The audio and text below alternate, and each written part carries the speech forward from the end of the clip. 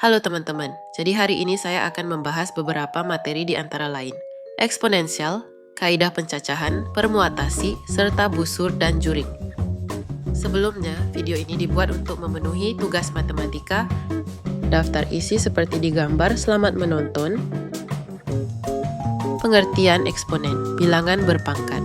Eksponen adalah bilangan berpangkat, yakni bilangan yang dikalikan dengan dirinya sendiri hingga beberapa tingkat. Notasi pangkat digunakan untuk menuliskan berapa kali suatu bilangan dikalikan secara berulang dalam bentuk yang lebih sederhana.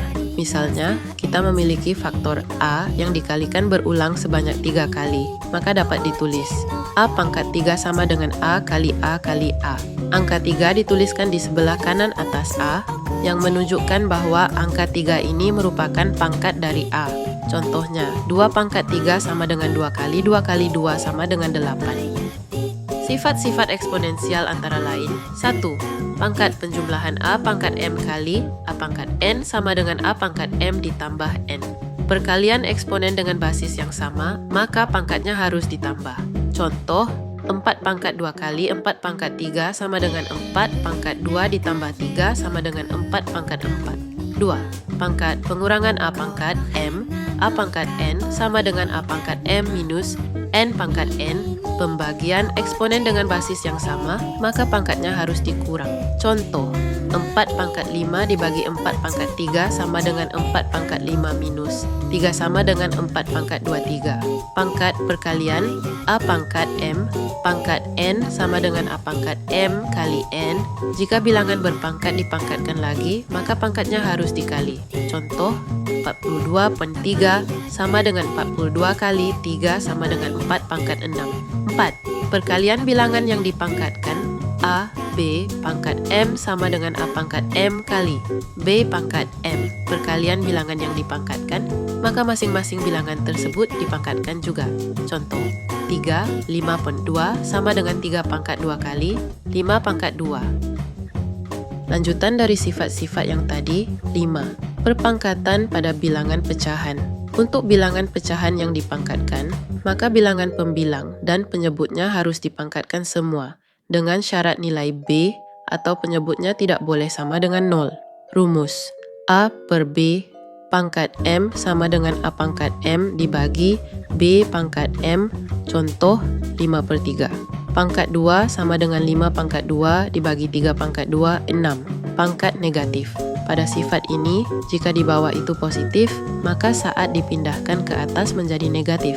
Begitu juga sebaliknya, jika di bawah itu negatif, maka saat dipindahkan ke atas menjadi positif. Kita lihat rumus dan contohnya ya. Rumus 1 dibagi A pangkat N sama dengan A pangkat negatif N. Contoh, 1 dibagi 4 pangkat 6 sama dengan 4 pangkat negatif 6, 8. Pangkat 0. Semua bilangan berpangkat 0, hasilnya akan selalu bernilai 1. Ini contoh, soal untuk materi yang tadi sudah dibahas, beserta jawabannya. Soal 2 pangkat 3 sama dengan jawaban, 2 pangkat 3 sama dengan 2 kali 2 kali 2 sama dengan 8. Soal 2 pangkat 4 kali 2 pangkat 3 sama dengan jawaban, 2 pangkat 4 tambah 3. Sama dengan 2 pangkat 7 sama dengan 128. Soal 5 pangkat 0 sama dengan jawaban, 5 pangkat 0 sama dengan 1. Soal 3 pangkat 5 dibagi 3 pangkat 2 sama dengan jawaban, 3 pangkat 5 minus 2 sama dengan 3 pangkat 3 sama dengan 27. Jawaban, 3 pangkat 5 dikurang 2 sama dengan 3 pangkat 3 sama dengan 27.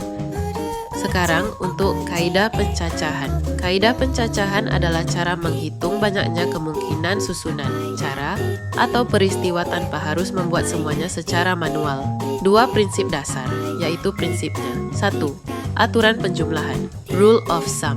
Jika ada 2 pilihan yang saling eksklusif, maka banyak cara total adalah jumlah cara masing-masing pilihan. 2. Aturan perkalian, rule of product. Jika suatu proses terdiri dari 2 tahap, dengan M cara di tahap pertama dan N cara di tahap kedua, maka total cara adalah M dikali N. Permutasi 1.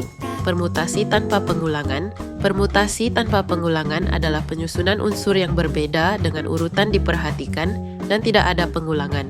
Jumlah permutasinya diperoleh dengan mengalihkan bilangan dari N sampai N dikurangi R ditambah 1. 2. Permutasi dengan pengulangan. Permutasi dengan pengulangan adalah penyusunan unsur dengan urutan diperhatikan, dan unsur boleh berulang. Jumlah permutasinya diperoleh dengan mengalihkan N dengan dirinya sendiri sebanyak R kali. 3. Permutasi unsur yang sama. Permutasi unsur yang sama adalah penyusunan unsur yang memiliki unsur identik. Jumlah permutasinya diperoleh dengan membagi faktorial dari seluruh unsur dengan hasil kali faktorial dari unsur-unsur yang sama. 4. Permutasi siklis. Permutasi siklis adalah penyusunan unsur secara melingkar. Jumlah permutasinya diperoleh dengan mengkalikan bilangan dari 1 sampai N dikurangi 1. Contoh soal seseorang diminta untuk memilih 3 macam lukisan dari 8 lukisan yang tersedia untuk ditata secara berurutan di dinding. Tentukan banyak cara memilihnya. Jawaban. Masalah ini menggunakan permutasi, yaitu pemilihan objek dari sejumlah objek yang berbeda dengan memperhatikan urutan.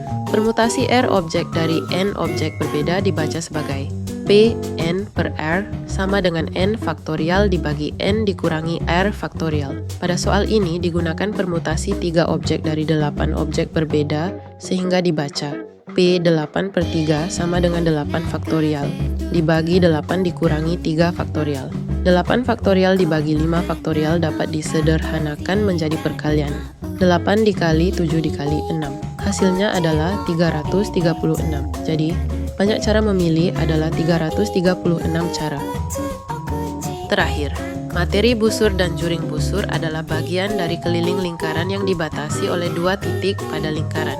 Juring adalah daerah di dalam lingkaran yang dibatasi oleh 2 jari-jari dan sebuah busur. Hubungan luas juring dengan luas lingkaran. Perbandingan luas juring EOB terhadap luas lingkaran sama dengan besar sudut pusat alfa dibandingkan dengan 360 derajat. Hubungan panjang busur dengan keliling lingkaran. Perbandingan panjang busur AB terhadap keliling lingkaran sama dengan besar sudut pusat alfa dibandingkan dengan 360 derajat. That's all. Terima kasih sudah menonton.